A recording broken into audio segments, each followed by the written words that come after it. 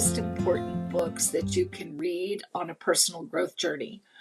Now, it came out, I want to say 10 or more years ago, 10 years ago, April of 2015 is when it was first published.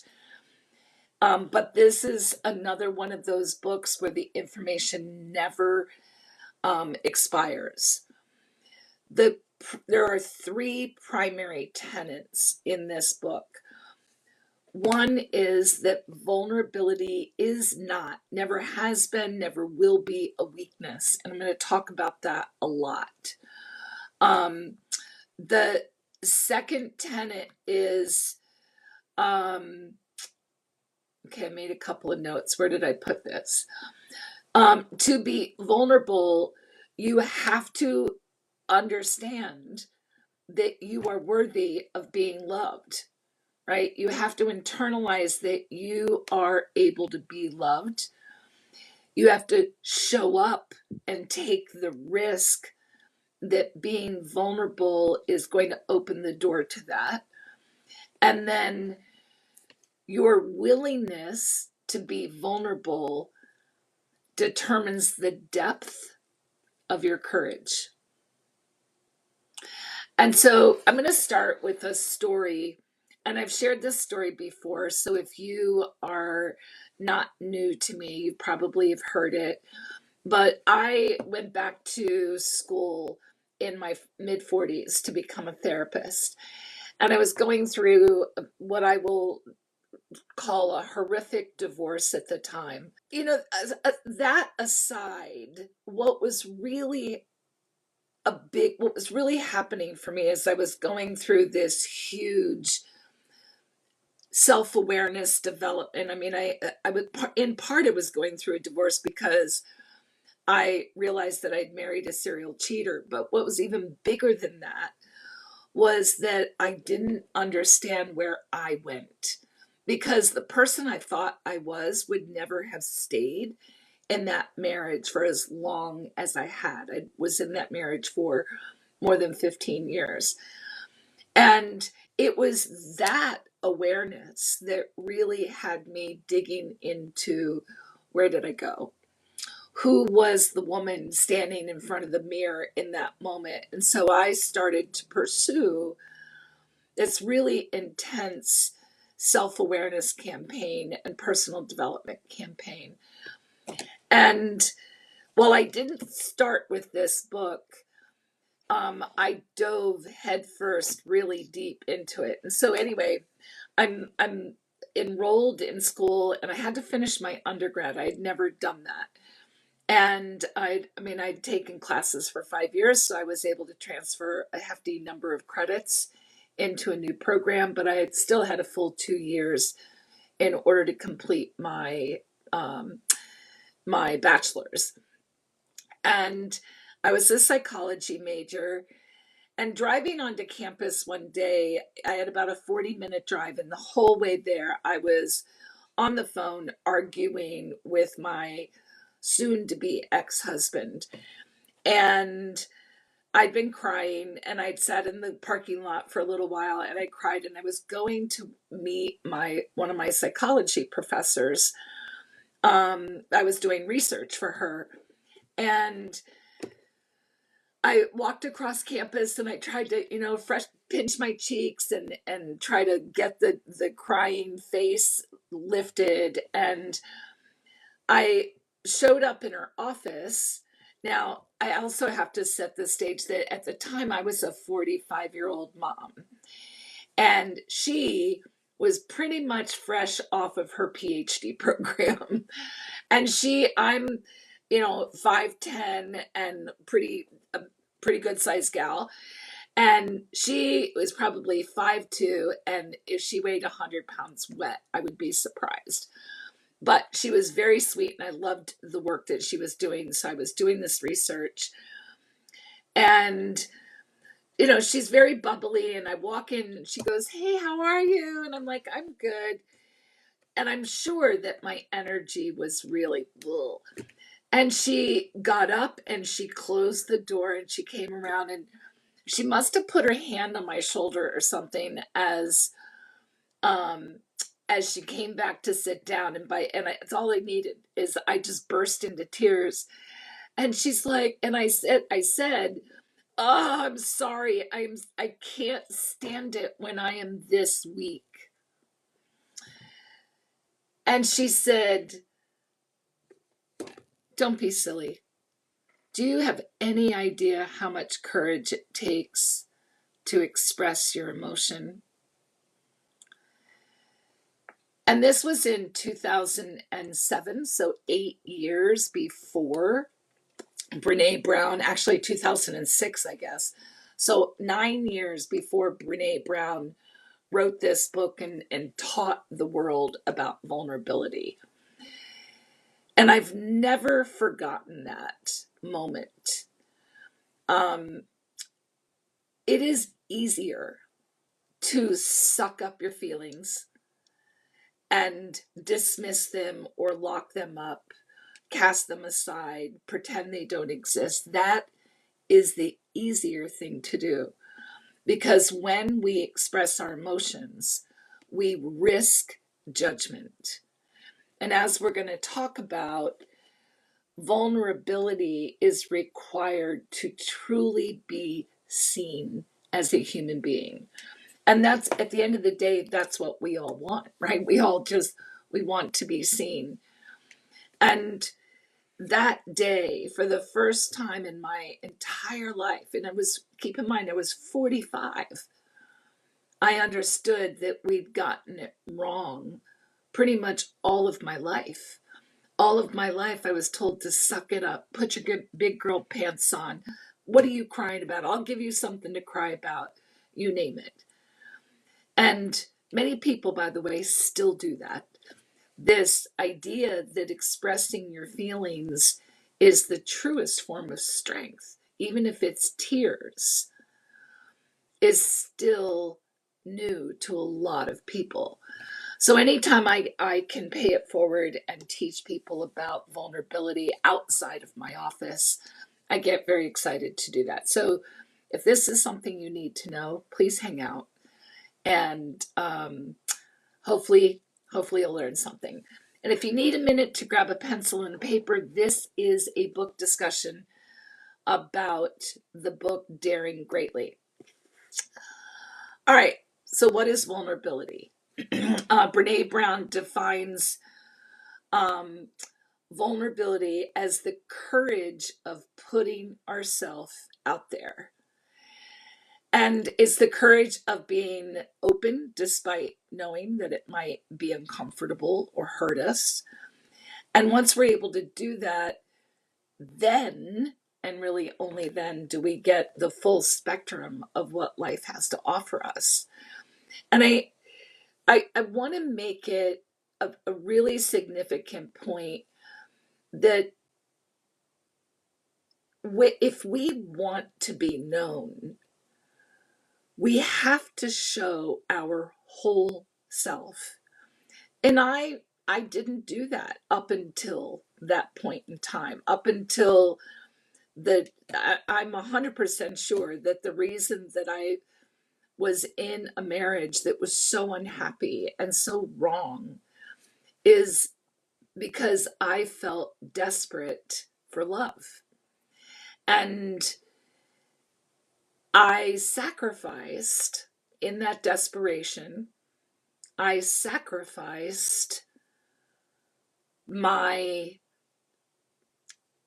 my authentic self, right? I hid parts of myself, the um anything, literally anything that I thought he would be in opposition of, I just hid. Whether it was wanting a second slice of pie, whether it was the name we chose for children, whether it was asking for what I needed. And it wasn't a conscious understanding that I didn't deserve it or that I wasn't worthy of it. It was a deep rooted fear of abandonment, that if you saw me fully saw me, you wouldn't want me, and then I'd be abandoned. And tonight's probably not the night to go into why that was such a deep problem, but I talk about it pretty openly on a regular basis. So if you're curious, come on back and ask, and I will be happy to talk about it again, because I know that's a story that so many people connect to. Um, so if vulnerability is that thing that we experience if we share an unpopular opinion, right? If we go against the curve, if we stand up for ourselves, asking for help, um, being entrepreneurial, saying I love you first, if we initiate intimacy. I mean, if you listen, and if you haven't ever seen it, Brené Brown has one of the top 5 most watched TED Talks of all time. And she speaks about vulnerability. She actually talks about it in the kind of the intro of this book. And just giving that TED Talk and facing the music when it went viral was an incredibly vulnerable experience for her. And she talks about how when she started to research vulnerability and the data didn't demonstrate what she expected it to demonstrate, she didn't really know what to do with it. The TED Talk is a wonderful introduction to a lot of the things that she talks about in this book. And when we talk about what does vulnerability feel like, I think in the last 10 years that the topic of vulnerability has come up a lot, and it's a lot more massaged in most people than it has been prior to that, the 10 years. But true vulnerability means living the truest version of yourself. It means taking a risk that people won't like you, that they won't like what you have to say, that you are facing your fear. It's that you're letting go of control. That's incredibly vulnerable. I don't know what the outcome's going to be. Um, Taking the first step, and most kinds of risk are associated with vulnerability. And so vulnerability isn't just about relationships. It's about being authentic, communicating efficiently, effectively, truthfully. It's about growing. Like, what if I start to grow and I don't like it? What if I start a business and it fails? Vulnerability is the risk of failing. Vulnerability is the risk of people seeing you. It's the risk of your secrets getting exposed. And most of the time, if you're like, oh, I'm not doing that, that's your call right there to be vulnerable. Okay. I had someone share something in session today that they had never spoken out loud, and they said they don't plan to ever speak it out loud again. And in those moments, I feel incredibly grateful, incredibly grateful that somebody is willing to step out with me like that, and so incredibly happy for someone that they made a decision to put a voice to something that they didn't want to experience. And Mark, I love that you said that. So thank you. Mark says, I think for me, embarrassment is a roadblock that you can see. And what I would say to you, and I'm gonna share another story real quick. This is such an interesting thing. So it just happened 25 years ago, during the lead up to the turn of this century. I was a financial advisor, and there was so much confusion around what would happen to computers, right, during Y2K. Many of you are old enough to remember that. And as financial advisors, we had a fiduciary responsibility to really protect the integrity of our clients' portfolios. And no surprise, even back then, I was a huge researcher and I was curious about everything. And I like control. And so I didn't want to be taken by surprise. So really by the middle of 1998, I started following, reading, watching. I went through all the government accounting office, the GAO reports. I was on bulletin boards. The internet wasn't quite what it is today, but I was in chat groups with software engineers. It was very clear that most people, or maybe half the people, thought that things were going to be okay. But there was a huge contingent of very educated people that thought there could be some big problems. And so we developed a presentation with just a bunch of facts saying we don't know what's going to happen, but we want to make really sure that our clients' portfolios are protected. And so we put that out to our clients. And one night I gave a presentation to our PTA, right? So there was a woman in the PTA who basically thought I had lost my mind. Now, this gal was just a mom.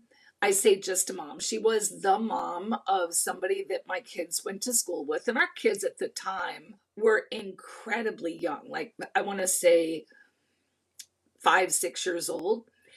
And I didn't really think twice about it because I didn't know this person. I just did what I was doing to my clients. Well, that woman was best friends with one of my daughter's friends' mothers. Okay. Last weekend, my daughter, now a grown woman, was at the birthday party for her friend's child because they're, all grown up now. And that woman was there. This woman who had judged me. Long story short, that woman is still talking about that. 25 years later, I am taking up space in that woman's head. I don't understand that. And what's really interesting is I think the temptation is to be embarrassed that something I said 25 years ago is still bothering this woman. But you know what I did? I'm like, this gal doesn't even know me. That was 25 years ago. I wonder what's going on for her, that is still important. And anything that I do today, because she had some things to say to my daughter about an ad she saw for the retreat and yada, yada, yada. But isn't that interesting? Like my inclination, my ego, which we'll talk about next week, instantly wanted to go to, ew, that's pretty vulnerable. I don't want people making judgment on me. This book and all of the work that I've done since then in that 25 years really helped me instantly put this woman into a perspective that allowed me to feel peace. And I cannot stress that enough. I think I've shared with you guys in the last couple of weeks that I'm really starting to pay attention to the things that ignite negative feelings in me. And they don't come very often these days. So I'm in a place where I can really take the time to look at them. And it's so interesting. But in order to do that, you must get vulnerable. You must allow yourself to see the parts of you that you generally keep hidden, aka the shadow parts. Okay. What does vulnerability offer? Love. And I don't necessarily just mean romantic love, right? When we're vulnerable, we are creating a field, literally an energy field, where we can experience love and connection, which is really what everybody always wants, right? People want love and connection. I often talk about how the risk of loving someone romantically is accepting the risk of losing them, which is a really vulnerable place to be, especially if you have pain surrounding loss or you have any kind of an abandonment schema in your history. She talks in this prologue, in the introduction, about narcissism and how she realized that narcissism is rooted in the shame of the fear of not being good or extraordinary enough to be loved. Narcissism is the fear of being ordinary. Just think about that for a minute. Now, I know a lot of you have some pretty serious negative interactions with narcissists, as do I. And I always find it really fascinating that narcissism is the fear of being ordinary, which really lays out, doesn't it? If you think about the narcissist that you know. And I'm not suggesting that you overlook the way narcissists treat you. But I think I know that when we step back from our ego and what they did to us, we can probably generate some sympathy for the children who grew up afraid of being ordinary, with the pressure of not being ordinary. And it actually allows me to rethink the amount of praise that we offer to children and how we need to think about finding a balance between praising children and setting up this expectation for them to be extraordinary all the time, and creating this place for a child to make mistakes and be ordinary and let that be okay if that's what they are. Just a side note. She coins the term in this book, wholehearted living, which means engaging our lives from a place of worthiness.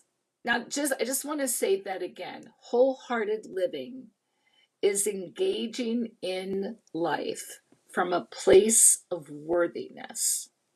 Now, I talk about this a lot. And one of the things I said when we chose this book was that this was an incredibly significant book in my journey. And worthiness, even at this point when this first came out, worthiness was a big thing for me. Like worthiness, from the perspective of who am I, right? And I've shared this story before about becoming a therapist because I wanted credentials. And the credentials were important so that I could feel worthy of giving the advice, of leading people or showing people how to get better. I wanted the credentials. I didn't feel worthy to offer that insight without the credentials, which I kind of laugh at today because there are so many people out there, without any credentials, that they are saying good things. I just think sometimes they need a little refined, but that's neither here nor there. This is Brené Brown's second book. Her first book, The Gifts of Imperfection, outlined a number of things that we tend to kind of hold on to. We need to let go of what people think and learn to express our authentic selves. We need to let go of perfectionism and stop comparing ourselves to other people. We need to let go of numbness and powerlessness and learn resiliency. We need to let go of scarcity, of not, remember the term never having something, not having enough or something, or losing something we already have.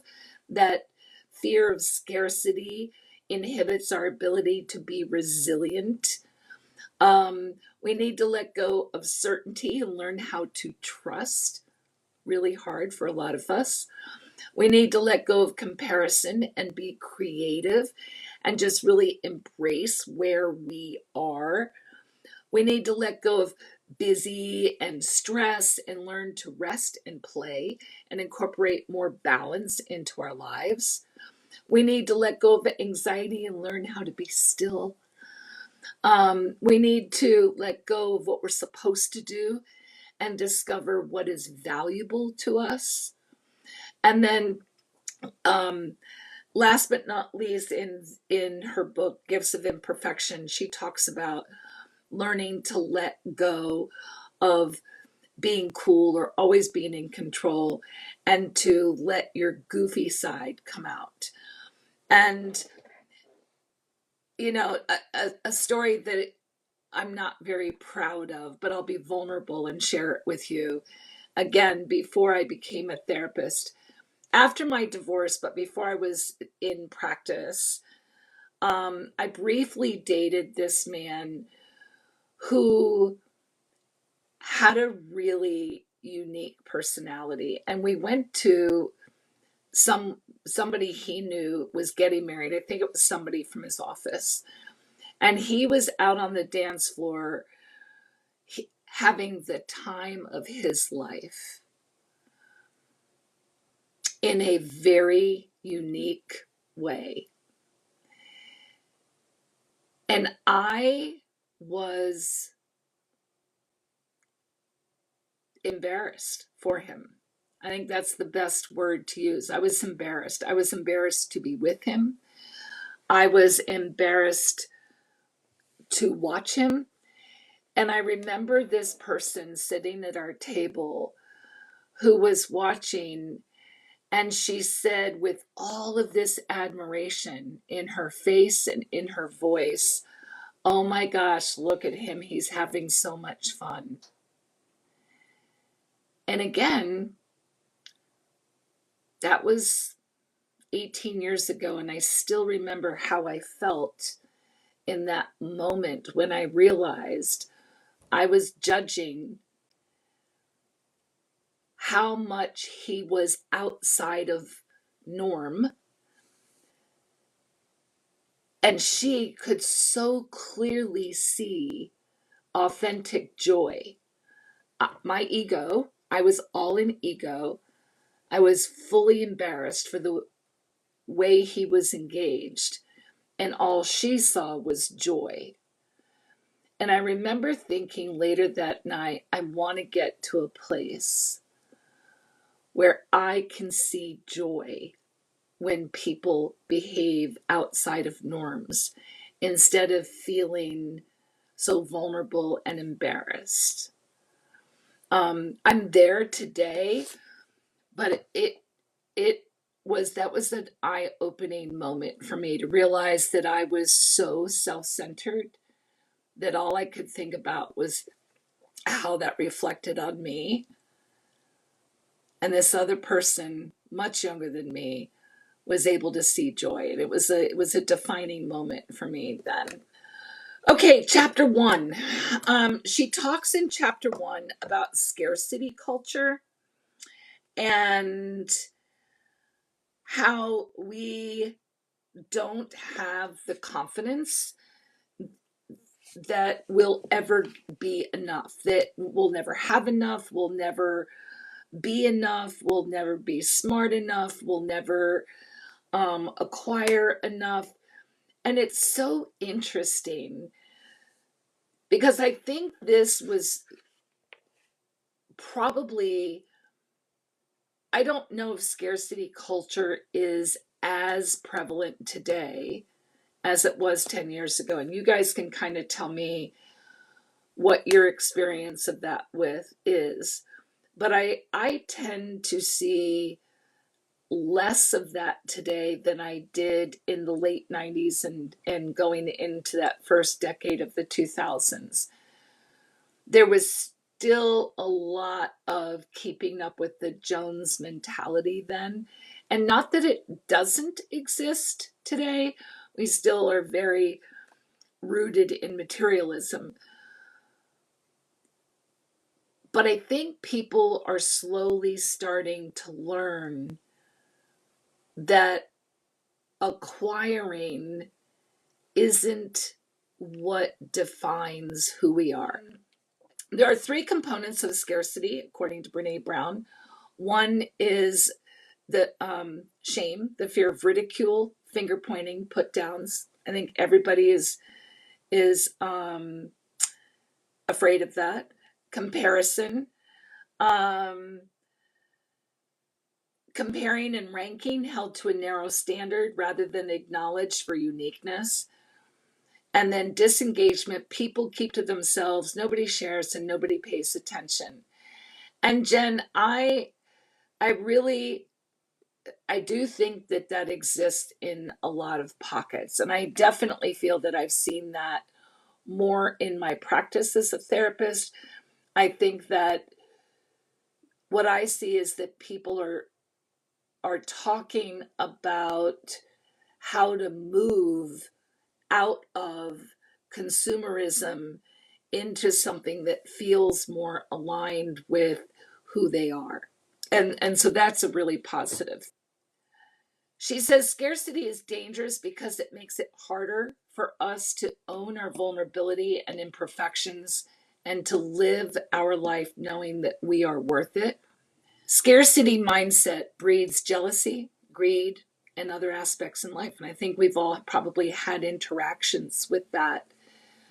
You know, and I shared with on my live on Monday night how I was paying attention to my ego over the break. And I noticed that when my adult children's partners' parents, so my children's in-laws, that would have been a better way to say that. When my children's in-laws gifted more than what I could gift or did gift, I had a feeling about that, right? And not necessarily a positive one. And I felt this instant urge to do more.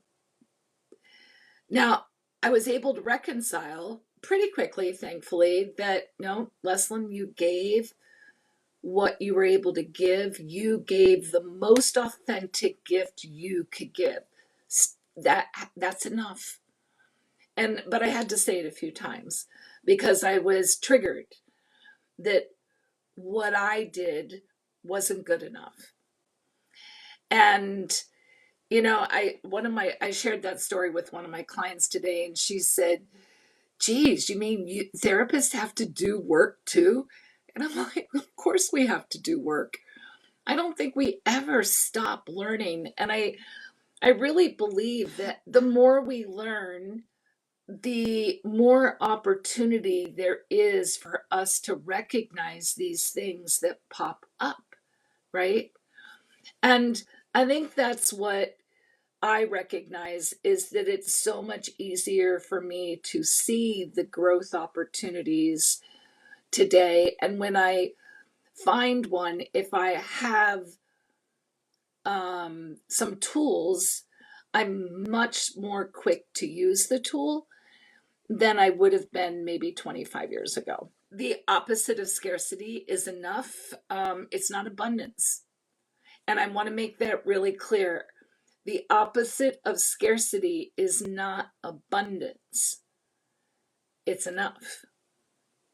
I often think about that when I think about gratitude and how incredibly grateful I am for the life that I'm living.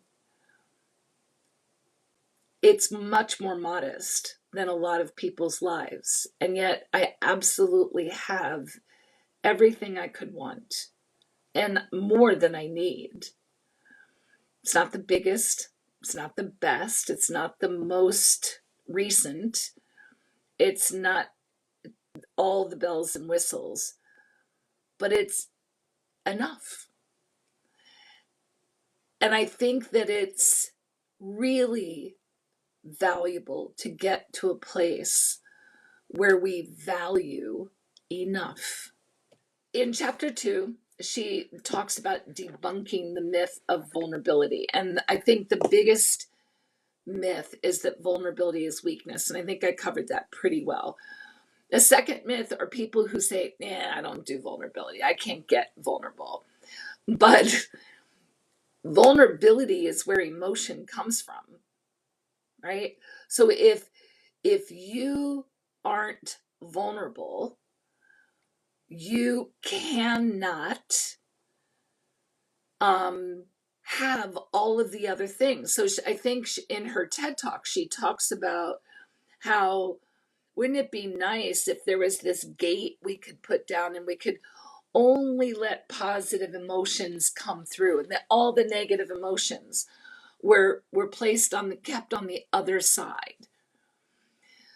But that doesn't exist, and B, then there's that whole thing about the only reason we know joy is because it's contrasted to what we know about sorrow. And that's important, right? People who don't know sorrow can't experience joy. And in order to know sorrow, you have to experience vulnerability. And so I think that's really important to understand. Myth number 3, that vulnerability means you put it all out there. And that's not true. Vulnerability is not oversharing. It's not posting billboards and telling every Tom, Dick, and Harry your life story. Now, for some people, it is sharing your truth, and we see that on TikTok all over the place. As a matter of fact, after I finished this book, I sat down with my computer and I wrote my story, and I wrote it in the form of a blog, and I pretty much put it all out there. I didn't do it initially for anybody but me. For me, it was a way initially of me organizing all of the things that I had felt it by reading this book. Because again, and I know I've shared this with my subs before, I grew up as an overweight kid in a tiny town, poor, and had buck teeth. And I was bullied, and then my parents split up, and my dad was a little goofy, and I just didn't believe for the longest time. And there were lots of complicating factors there, but for the longest time, I didn't believe that I could stand next to somebody that had their shit together and be seen as equal. When it comes to being vulnerable, you can tell the world if you choose, but it's really more about telling the people in your inner circle, in particular, your romantic partners. Because if you're not sharing that part of you, then they can't possibly know all of you. And what's really interesting about that is you'll know that there's a part of you you've kept hidden, and that becomes a skeleton in your closet. That thing that you won't tell your partner, that you don't want to share because you're afraid of being judged or ridiculed or abandoned.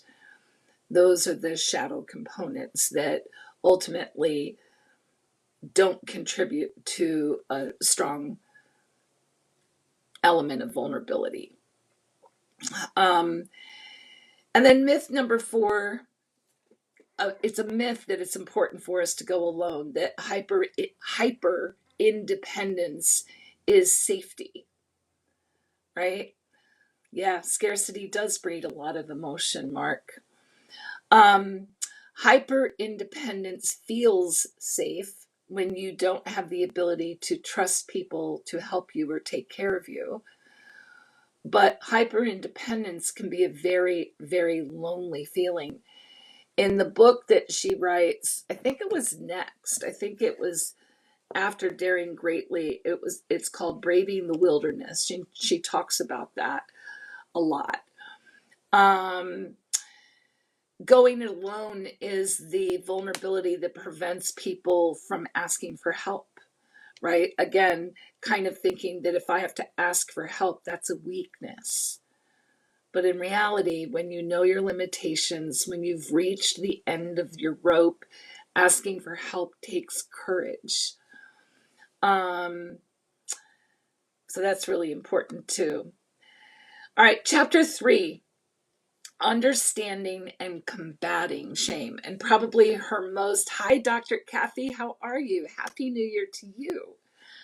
We're doing a book discussion tonight of Brené Brown's Daring Greatly. So I'm happy for you to chime in if you hear anything that that needs corrected. um, and or if you want to deepen the conversation about it. Anyway, when it comes to understanding and combating shame, one of the things she says in this book that I think is maybe the most profound thing she says in the book is that shame cannot survive in the light. And if I've said that once, I've said it 10,000 times with my clients. Shame cannot survive in the light. Anything that we sit back and hold shame for, that we keep in the dark, is like a pus pocket in your happiness. It just sits there and oozes and pusses and and often until it bursts, right? The things, and again, it's not like we have to take out a billboard and tell people what our skeletons are. But whether it's a trusted therapist, a trusted friend, your partner, whether it's, sometimes it works to just literally write it down and then dispose of it. Today, I said to someone, if you can't hold on, if you're discovering something and you don't want to hold on to it until our next session, write it down and burn it and release it back into the world, right? Destroyed. You're not releasing it whole for somebody else to pick up. You're just releasing it. And Native Americans have a name for that practice, and I don't remember what it is. But when somebody, I think there's a tradition, again, I don't know which tribal tradition it is, but when people pass, one of the things they do is they burn the belongings, and the smoke is a representation of release and letting go. So when it comes to understanding shame, I'm going to say that anything that you're not willing to share probably indicates you have some shame sitting there around that. If you don't want to talk about it, if you don't like it when people bring it up, if you feel this instant sense of embarrassment about it. And we've talked about this on and off on my lives throughout the last several years. The plethora of things that we hold on to. And the people that are here all the time know that I feel incredibly strongly about putting it out there, shining a light on it. Now, you've probably seen people on TikTok talking about shadow work. All of these things that we keep in the dark, those are our shadows. And Carl Jung is the person or the psychologist that first kind of talked about shadows and those parts of ourselves that we keep hidden in internal family systems. Dr. Schwartz talks about those parts of ourselves that we don't allow to come out and play. There's another word for it, but it's escaping me at the moment. And I just really want to encourage you to do the work to bring these things to light. Because as long as they're in the closet, you know they're there. And you'll work at hiding, at continuing to hide them if you don't release them. Now,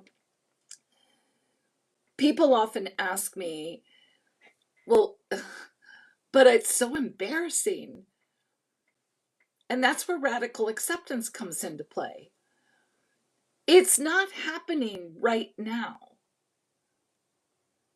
And that's important to understand. This isn't you right now. This thing that's in the closet, one of the reasons I think that the term skeletons in the closet came up is because when you open that door that's been locked, this is not a fresh event in that closet.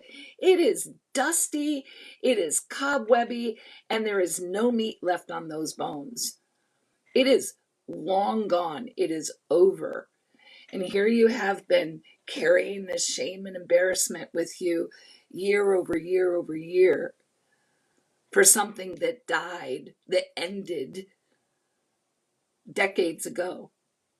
And I want to encourage you to really think about something that way so that you're saying, all right, I don't need to hold on to the power that this has had. I mean, I understand it 25 years ago, it was horribly embarrassing, right? But if it's not happening now, why are you allowing that event to have power or that thing to have power today? Bring it into the light, whether you write it down or you talk about it, and release it. What do we carry shame about? Our appearance and our body image, and I talk about that ad nauseum. Money and work. Again, one of the reasons that I am so verbal and so open is because for a long time, shame had a grip on me. And abuse is another one that's in here. And I don't want to ever let that happen again. I know I've told this story that when I met Harlan, we were in the hot tub, and I don't remember the exact context of the conversation, but I think I was being loud and kind of silly, which is something I could never do in my marriage. I couldn't have, I'm not sure what the right adjective is. I couldn't just have unstructured fun. I had to always be careful about whether or not my voice was too loud. I grew up in theater, and before there were mics everywhere. And so I was taught to project, and I still do that. And I was just too much. I was too much for him. I had too many opinions. And anyway, I said to Harlan, look, this is me, which is why I named the retreat, This Is Me. This is me. This is who I am. And I am so sick to death of having to be what other people want me to be. I'm just not going to do that anymore. So if you see something you don't like, you can tell me. But I'm probably not going to change it unless it's really problematic for me. So there's either acceptance or there's not. Now, I don't know what gave me the courage to say that to the man. I think I was probably in my indignant stage still. But it's really important to remember that shame is something that we're feeling about us. So body image, money, work, motherhood, fatherhood, family, parenting, our mental or our physical health, addiction, sex, aging, religion, trauma, which could be abuse, and then labels, which I think society in general is doing better with that, but for many years, um, you just didn't want to give your kid a label at all, or you didn't want a label of being that neighbor or that family member or that friend, if it wasn't socially acceptable. She talks a lot, and we're still on chapter 2, about how shame feels. Um, she says when people describe shame, it's getting laid off, um, being asked when you're due, when you're not pregnant, getting angry at your children because that's not acceptable, bankruptcy because you're not financially respectable, um, getting called in um, by your boss in front of everybody, not being able to have children, when your husband has an affair. Anybody who has dealt with infidelity understands the embarrassment and the shame of that. If it's internalized, flunking out of school, not graduating from high school, jumping out of college. I mean, there are just so many, right? Um, she says that sharing something you created is a key vulnerability moment in our lives. And so she talks about um, a plethora for sure. She talks about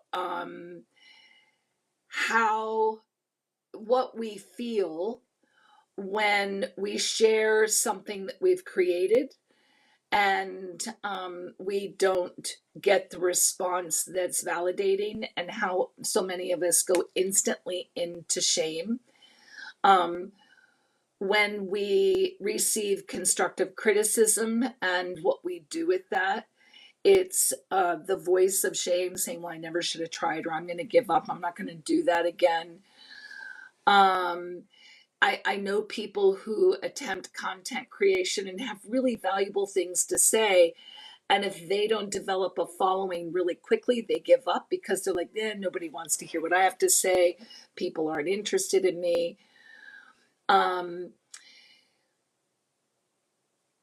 Shame is painful when we attach our self-worth to other people's opinion of that. Does it make sense? I think I said that accurately. Um, the She says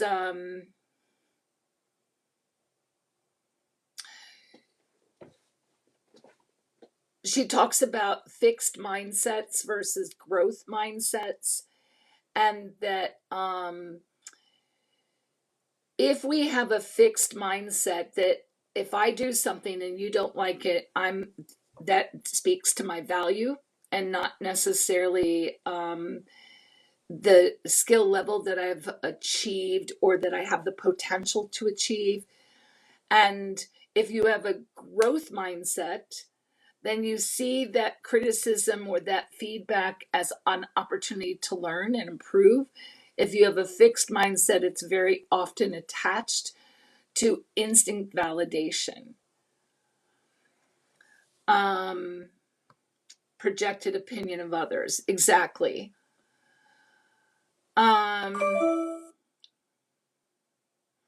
She talks about people's opinion is like people's judgment is like a tightrope. We need to care what people think, or else we lose our capacity for connection. But at the same time, we can't be defined by what people think, or we won't be able to be vulnerable. Right?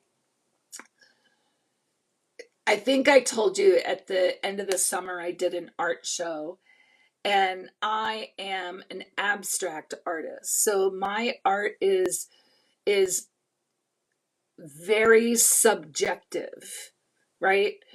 And if you don't care for abstract art, you're not going to like what I do. And it was very difficult for me in the very beginning to accept that some people just didn't like abstract art.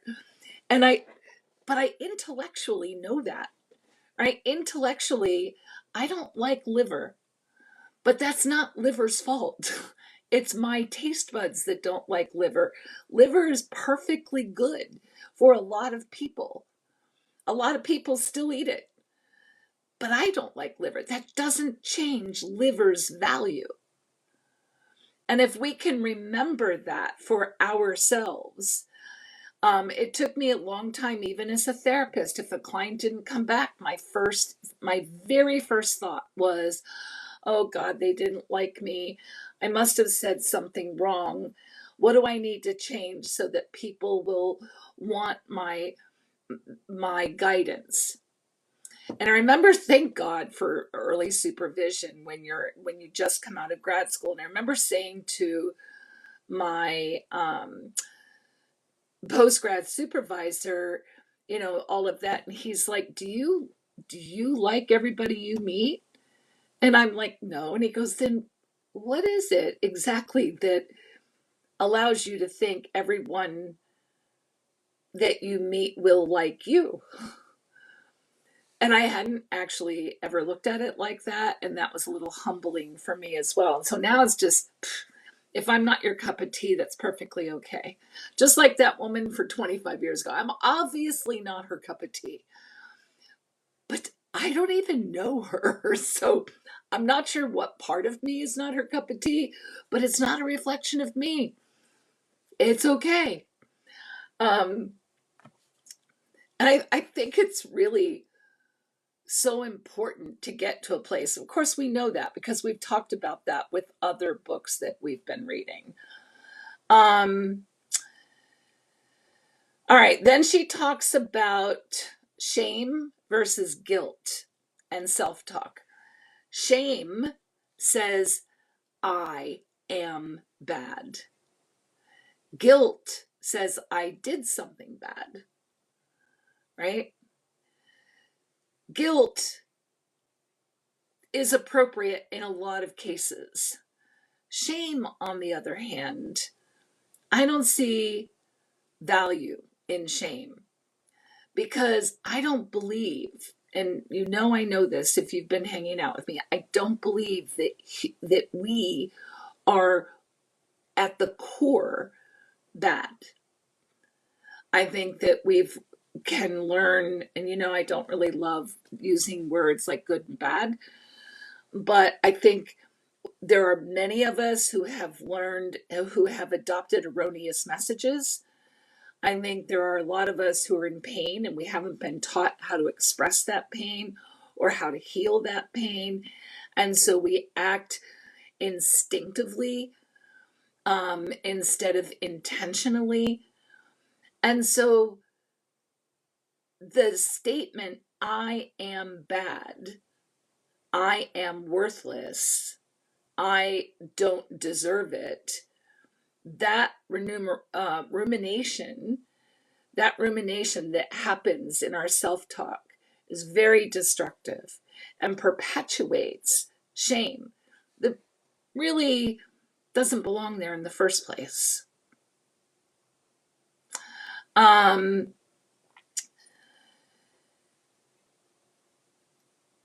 Okay, she says when we experience guilt instead of shame, we own up to our mistakes and we're more likely to change for the better. If we experience shame, we end up shifting to blame, and we blame external things, right? And we also, when we sit in shame because we've had this discussion with ourselves about I am bad, I don't deserve this, we fall into hopelessness, despair, and we tend not to put effort into change. Versus guilt, what can I learn? How can I do better? Does that make sense? Um, she reaches out and she talks about how to combat shame. What do we do? Um, she says shame resilience, the ability to combat shame, is the ability to stay authentic and to stick to our values. I heard something, I wish I had written it down, that guilt is the sense that we acted out of alignment with our values. I feel guilty because I wasn't the person that I stepped outside of myself. I didn't honor myself. I wasn't honest with I didn't align with my most authentic self. There was another piece of that, and I can't remember what it was exactly, but at the end of the day, and I've said this before, and I don't remember exactly if it is this book. The antidote to shame is self-compassion. The antidote to shame is self-compassion. Every single time a client sits in my office and shares a shadow, something in their closet that they have been carrying shame for, we talk to that skeleton as if they were alive, right? So often they're small children skeletons, right? This is, maybe, I took money out of my mother's purse, and I've always felt really guilty because it was her grocery money, but I really wanted something or another. Um, this wasn't a client, this was a friend of mine when I was growing up, but they took $40 out of their parents owned a store, and they took $40 out of the cash register, bought a bicycle, and kept it at our house. Now, I didn't know that they had stolen the money until months later. But when they said, "Can I keep my bike at your house?" I'm like, "Sure, okay." And, we're talking about a time when $40 was a lot of money. And so if I was working with that client as a therapist, or that person as a client today, I would have them talk to that 8-year-old version of themselves, or however I think they were 11, that 11-year-old skeleton. "Hey man, why'd you steal the $40? I wanted the bike. Did it occur to you to ask for the money or to work for the money? I didn't have time. The bike was for sale and I didn't have time." Okay, so what do you want to say to the 11-year-old you that took that bike? What do you want to say? And I've had people start off with, "That was dumb. That was not kind. That was really irresponsible." And I'm like, whoa, whoa, whoa, whoa, whoa, whoa. We're going to really work at talking to the 11-year-old who was so desperate for a bike that the only way they thought they could get it was to steal the money. What do you want to say? And then maybe it's a, "Hey buddy, that was really, that was a really poor choice, wasn't it?" But it's hard when you're 11 and you don't have discernment, or you don't have a lot of support. It can be super hard to deal with the feelings of not feeling like you can have something you want. That must have been really hard. What did you learn as a result of that experience? That was a big lesson, huh? Have you made that mistake again? So it was a valuable lesson. Yeah. Why don't we go ahead and close this closet? We're going to take the skeleton and tell him that it's important that he learned that lesson, right? And good job for paying attention, because sometimes people make the same mistake over and over again. They don't learn, and you did. So good for you. Now you can let go of that. You don't have to carry the shame around anymore. Probably wasn't the last mistake you made, was it? No. We don't have to worry about it anymore. You see how that compassion really zeroes in on why did you make that decision?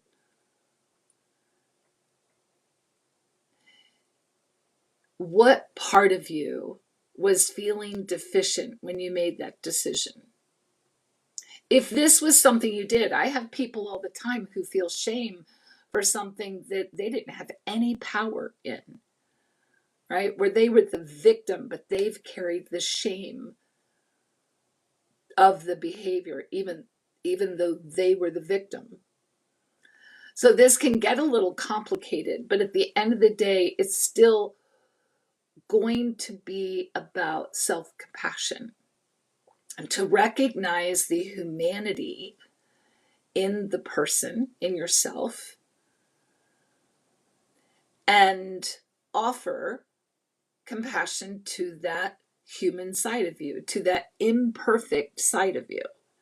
By the way, this becomes a lot easier after you do it the first time. After you go through this process over and over again, it becomes kind of second nature to say, oh, that was so human of me. I didn't like myself in that moment, but I understand why I behaved that way. I've shared with you guys the story of how after my divorce, after Christmas, I had bought myself a cashmere sweater. So I didn't really have anything under the tree that year, which was fine, but it was a little lonely. And I mean, my kids were home, but I made Christmas about them, which was fine. Um, and they had never had to worry about me, and they just went, which was, again, they were young, that was fine. But after Christmas, I splurged and got myself a cashmere sweater, the first one I'd ever owned. And I got it even a color I didn't love because I really just wanted a cashmere sweater. And I think I wore it twice, and I had it in my wash. And my amazing daughter made a choice one day to go up and grab my laundry and surprise me by doing my laundry. And I came home to find my brand new cashmere sweater on the kitchen table, American Girl doll sized. There was no going back. There was no rescuing it. It was the size of an American Girl doll. Probably a little bigger, probably a 2T for those of you who know those sizes. And in that moment, I acted like a 2-year-old. Now, I was a grown ass 46, 47-year-old woman, and I behaved like a 2-year-old. So badly, in fact, that my daughter ran upstairs crying and probably didn't do laundry, never did my laundry again. We still sometimes talk about it. And I instantly felt embarrassed and ashamed for the way I behaved. Now, I didn't go up and try to explain to her why I behaved the way I did. It wasn't important. The impact of my behavior was pretty detrimental to her, and I had to apologize and attempt to repair that damage. But when I laid in bed later that night, and for probably a few times afterwards, hello, Nancy, it was really important for me to take the time to understand how that reaction came out of me. What was happening for me that allowed all of that energy to pop out. And number one, I'm human. Number two, the disappointment was intense. But there was so much more, right? There was all of this projection of the loneliness, the grief of not being married, the fear that probably somewhere in there was laced together with fear of what the future held. And while none of that excuses the way I treated my daughter, it is a reason for the eruption. And it took a couple of opportunities and probably a discussion with my own therapist at the time to really learn how to be compassionate in that moment to myself. So I hope these examples are giving you some food for thought on how to go about developing the resiliency of combating shame with self-compassion, because it really is such a powerful antidote. When you're working on shame, recognize the things that trigger shame. I often talk about how we've been conditioned what's socially acceptable. And if you don't sit inside the norm of what's socially acceptable, you might feel shame about that. Understand how you get triggered. She talks about critical awareness and understanding or check what's driving shame against who you choose to be. So, kind of like in several of my examples, I've talked about who do I want to be? And is this behavior consistently in alignment with that? And if not, I'm going to jump right into self-compassion and try again. Talk to people who can be empathetic with you. Speak about the thing that you're ashamed of, because again, shame cannot survive in the light. It manifests, it grows in the darkness. And then own your story. I can't say that enough. Own your story. Who are you? Why are you that way? Own it.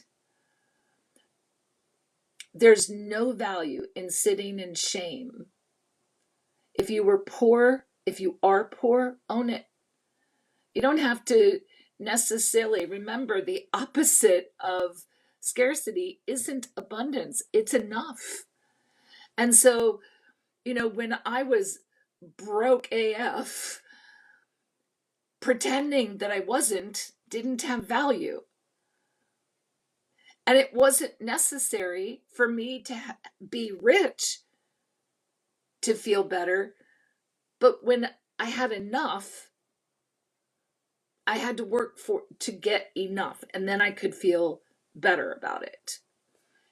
If you have specific questions, if you read the book and you have specific questions, please, please, please sit down and write them out. This is one of those books where you take from it what you're ready to hear, and put the book on the shelf and don't let it go, because it's worth revisiting when you need reminders. Her TED Talk is amazing.